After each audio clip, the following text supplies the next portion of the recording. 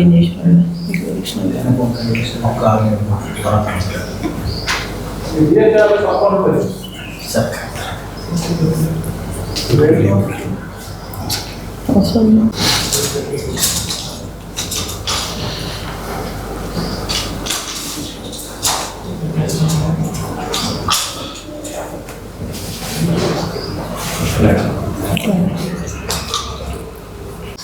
నా పేరు రాజన్న, మా చెల్లెల్ గ్రామ సర్పంచుల బిల్లులు ఇవ్వకుండానే సర్పంచ్ ఎలక్షన్ కోడ్ అనేది చాలా బాధాకరం.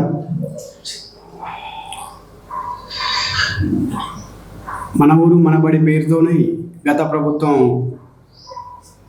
పనులు చేయించారు. ఇప్పుడు ఈ ప్రభుత్వం అమ్మ ఆదర్శ పాఠశాల పెట్టి ఆ యాప్ని తీసేసిండ్రు. ఇప్పుడు మాకు స్కూలు అభివృద్ధి చెందాలని చెప్పి ఎన్నో కష్టపడి పెట్టుబడి పెట్టి స్కూల్లో పనిచేయించినాం. ఇప్పుడు ఆ డబ్బులు ఇవ్వడానికి కూడా మాకు అధిగతి లేకుండా అయిపోయింది. దీనిపైన మా బిల్లులు వచ్చేందుకు కొరకు చూడాలని చెప్పి మేము కోరుతున్నాం. పేరు జొక్కుల తిరుపతి గుల్లపేట మాజీ సర్పంచ్.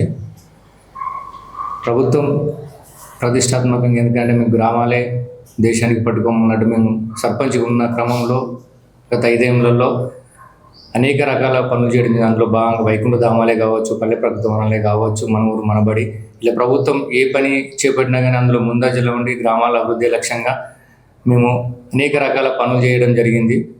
దాదాపు ఇప్పటికీ మాకు రాష్ట్రంలో ఉన్న అన్ని గ్రామ పంచాయతీలకు పెండింగ్ బిల్లు ఉన్నాయి. మేము ఇప్పటికీ పల్లె ప్రగతి వనం చేసిన మా గుల్లపేటలో ఇంకా బిల్లులు చెల్లింపు కాలేదు.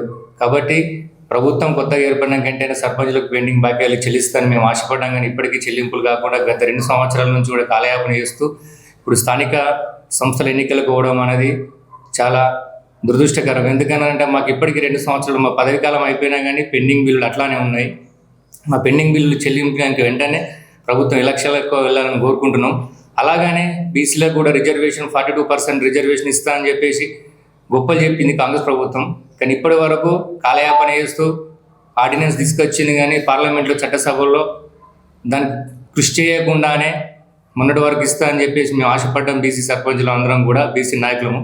కానీ అవి అమలు కాకముందే మళ్ళీ ఇప్పుడు పాత రిజర్వేషన్ ఏదైతే ఉందో 27% దాని క్రమానుగుణంగానే ఇవాళ రిజర్వేషన్లు చేయడం జరిగింది. కాబట్టి ప్రభుత్వానికి కూడా చిత్తశుద్ధి లేదు. అలాగనే మాకు రావాల్సిన పెండింగ్ బిల్లులు ఏవైతే ఉన్నాయో ప్రభుత్వం సర్పంచులకు, రాష్ట్రంలో ఉన్న అందరి సర్పంచుల పక్షాన మేము కోరుకునేది ఒకటే, మా బిల్లులు చెల్లింపులు చేయాలి.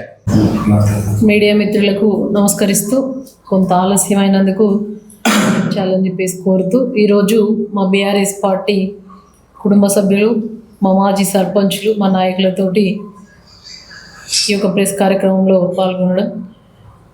మరి ఈరోజు కాంగ్రెస్ ప్రభుత్వం స్థానిక సంస్థల ఎన్నికలు ఉన్నాయి అని చెప్పేసి హుటాహుటిన అసలు అసందర్భంగా ఇలా ఇందిరమ్మ చీరలను సందర్భం లేకుండా అసందర్భంగా ఇవాళ ఎలక్షన్ల కోసం, కేవలం ఎన్నికల కోసం మాత్రమే ఇవాళ ఇందిరమ్మ పేరు మీద ఇందిరమ్మ చీరలు అని చెప్పేసి ఇవాళ పంచుతూ ఉన్నారు గ్రామాలలో.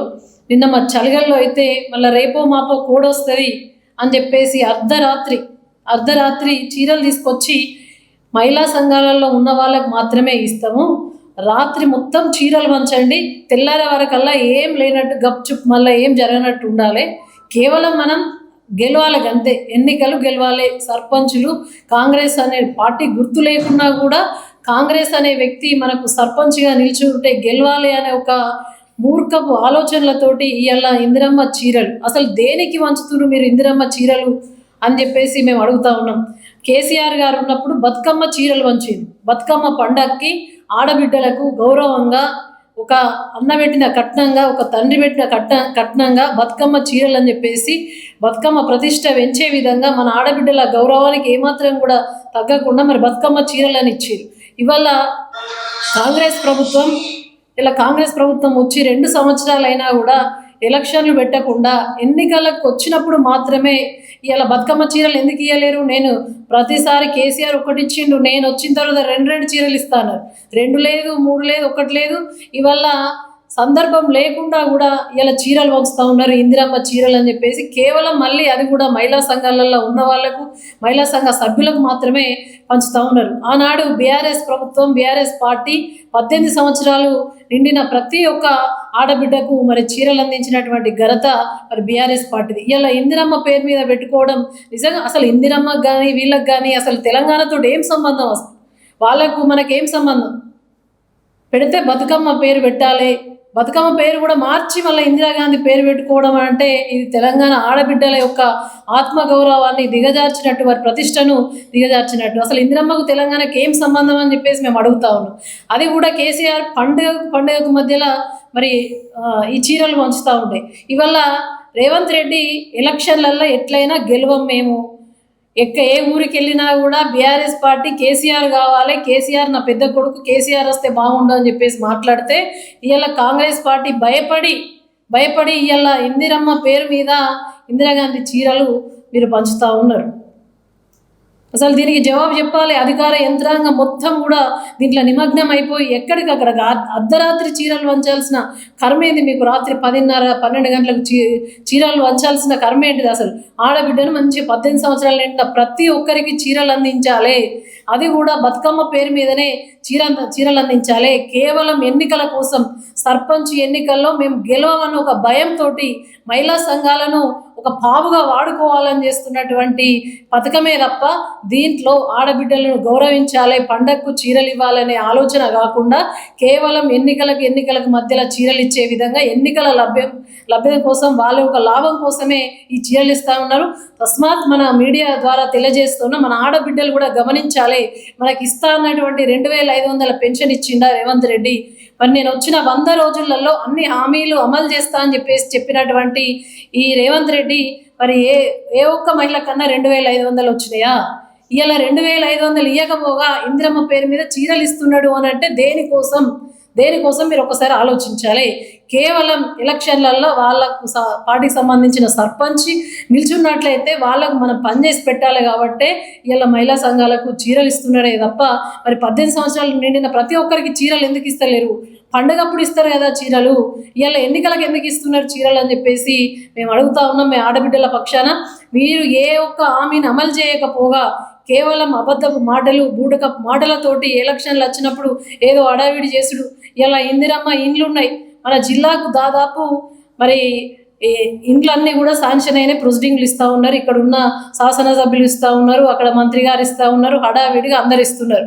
ఎక్కడ వేసినా గొంగలి అక్కడనే ఉన్నాయి. కేవలం 11 ఇండ్లు మాత్రమే మరి గృహప్రవేశాలై ఇండ్లకి వెళ్ళారు. దాదాపు 9 నెలల నుంచి పంచుతూ ఉన్నారు ఇందిరమ్మ ప్రొసీడింగ్లు. మరి ఇది మీ నిర్లక్ష్యమా? కేవలం ఇవాళ ఇందిరమ్మ మళ్ళీ ప్రొసీడింగ్లు పంచుతూ ఉన్నారు. వాళ్ళు ఎట్లా అటు కూడా గరీబోడికి మళ్ళీ దానికి కొలత పెట్టిర్రు. ఈ కొలతలు మాత్రమే మీరు ఇల్లు కట్టుకోవాలి, అవి పైసలు వస్తాయా పోతాయా తెలియని పరిస్థితి. వచ్చినా కూడా కేవలం 11 ఇండ్లు అయినాయి, ఈ ఇండ్లు మాత్రం అయినాయి కదా మీకు కూడా వస్తాయని చెప్పేసి మభ్యపెట్టి కేవలం ఎన్నికల యొక్క లాభం కోసం చేస్తున్నారు తప్ప ప్రజలు లాభపడాలి, మేము ఇచ్చిన హామీలు అమలు చేయాలని చెప్పేసి ఈ యొక్క కాంగ్రెస్ పార్టీకి కానీ ప్రభుత్వం కానీ సోయలేదు.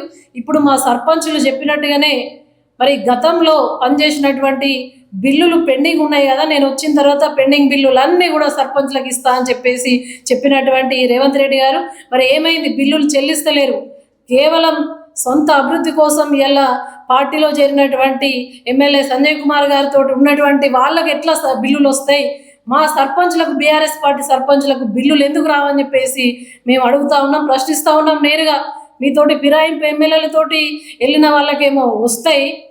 మరి ఊరికి సేవ చేసి కేసీఆర్ గారు వాళ్ళ గౌరవం పెంచిర్రు, ఊరికి సేవ చేసిర్రు, ఊర్లో బడి మంచిగా ఉండాలని చెప్పేసి మన ఊరు మన బడి ద్వారా మరి వాళ్ళు ఊర్లో ఒక కాంట్రాక్టర్ల కంపెనీ ఎక్కడిది, మరి ఇక్కడ జైత్యాలు ఎవరు పనులు చేస్తూ ఉన్నారు, దాన్ని మొత్తం కూడా విచారణ జరిపించాలి అని చెప్పేసి ఎన్నోసార్లు మాట్లాడారు. అక్కడనే మా అనుమల కుటుంబానికి మరి ఇక్కడ పరిస్థితి కూడా ఎవరు చేస్తున్నారో మీకు తెలుస్తూ ఉన్నది.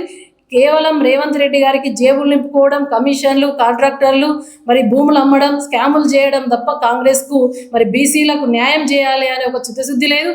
గతంలో పనిచేసిన సర్పంచ్లకు బిల్లులు ఇవ్వాలి అన్న సోయి లేదు. మరి ఇవాళ చీరలు మాత్రం ఆడబిడ్డలకు 18 సంవత్సరాలు నిండిన ప్రతి ఒక్కరికి ఆనాడు బీఆర్ఎస్ పార్టీ ఇచ్చింది కదా, మరి కేవలం ఎన్నికల కోసం మాత్రమే ఈ ఇందిరమ్మ చీరలు పంచుతున్నారు తప్ప ఇది ఏ ఒక్క మా ఆడబిడ్డ గౌరవంగా మంచి చీర కట్టుకోవాలి ఉండాలని మాత్రం కాదు. ఈ మీడియా ద్వారా మేధావులు కూడా ఆలోచించాలి. బీసీ రిజర్వేషన్లు ఆ ఇచ్చిన హామీలు చెప్పిండు కదా, ఎందుకు అమలు ఇస్తలేడు? విద్యా ఉద్యోగ పరంగా రాష్ట్రం చేతుల్లోనే ఉంటుంది కదా, ఎందుకు ఇస్తలేడు అని చెప్పేసి మీడియా ద్వారా మేధావులు కానీ ప్రజలు కానీ అందరూ ఆలోచించాలి.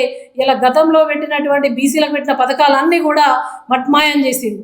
ఎక్కడ కూడా వస్తలే, గొల్ల కురుములకు మరి గొర్రెలు ఇస్తలేరు. వాళ్ళ తల్లిదండ్రులేమో కనీసం వృత్తిని కొనసాగిస్తున్నారు, వాళ్ళ పిల్లలేమో బీసీ గురుకులాలు, బీసీ డిగ్రీ కళాశాల పెట్టినటువంటి ఏకైక రాష్ట్రం తెలంగాణ రాష్ట్రం. అంటే బీసీలు అత్యున్నతంగా మరి చదువుకోవాలి, వాళ్ళు బాగుండాలి, బలహీన వర్గాలని చెప్పేసి ఆలోచించిన నాయకుడు మరి కేసీఆర్ గారు. ఎప్పటికైనా తెలంగాణ రాష్ట్రానికి బీసీలకు ఆడబిడ్డలకు రక్షణ కవచం లాంటి బీఆర్ఎస్ పార్టీ కేసీఆర్ గారే శ్రీరామ రక్ష అని చెప్పేసి తెలియజేస్తున్నాం. స్థానిక సంస్థల్లో కూడా తప్పకుండా ప్రజలు గుణపాఠం చెప్పాలి. ఇవన్నీ కూడా మీరు గ్రహించాలి. ఎందుకంటే మోసం చేస్తేనే ప్రజలు నమ్ముతారని చెప్పేసి రేవంత్ రెడ్డి గారు మరి టీవీలో మరి మీడియా సాక్షిగా చెప్పిండ్రు కదా, అది నిజమయ్యే విధంగా మీరు చేయొద్దు. ప్రజలు కూడా అన్ని గమనించాలని చెప్పేసి చేతులెచ్చి నమస్కరించి తెలియజేస్తా ఉన్నాం.